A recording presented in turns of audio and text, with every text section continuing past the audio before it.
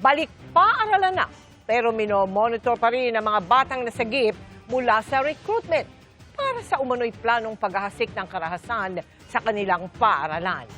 Nakakabahala pa ang nakuha sa kanilang t-shirt na may mensaheng No Lives Matter.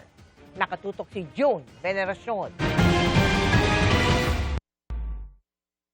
Inilagay na sa pangangalaga ng mga social worker ang mga kabataang nagplanong umatake at maghasik ng karahasan sa kanilang paaralan sa Laguna.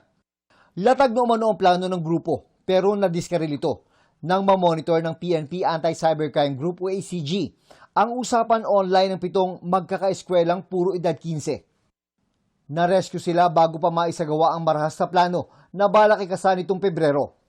Kabilang sa mga nakuha sa kanila ang mga t-shirt na may mga tatak gaya ng No Lives Matter at Natural Selection. Ang kulang na lang sa kanila, weapons. So that's why kung ito ay nagkaroon sila ng opportunity, so might be, kung di natin naunahan, posibleng mangyari ang kanilang mga plano. Base sa investigasyon ng ACG, naging babad sa mga virtual games ang mga estudyante. Nakapasok sa gaming platform ang isang hindi pa nakikilalang individual na nag-expose umano sa mga kabataan sa mga marahas na content.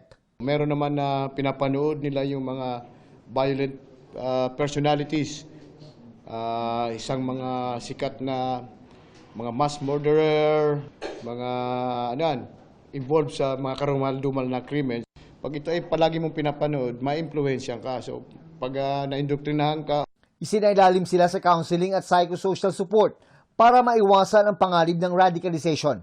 Sabi ng ACG, pumapasok na ulit ang mga bata pero kailangan pa rin ang monitoring. Apela ng mga otoridad sa mga magulang, bantayang mabuti ang mga anak para maiwasan ang mga masamang impluensya online. according to the reports, ay yung iba ay from na broken family. So walang nagbabantay siguro sa kanilang bahay o napapabayaan.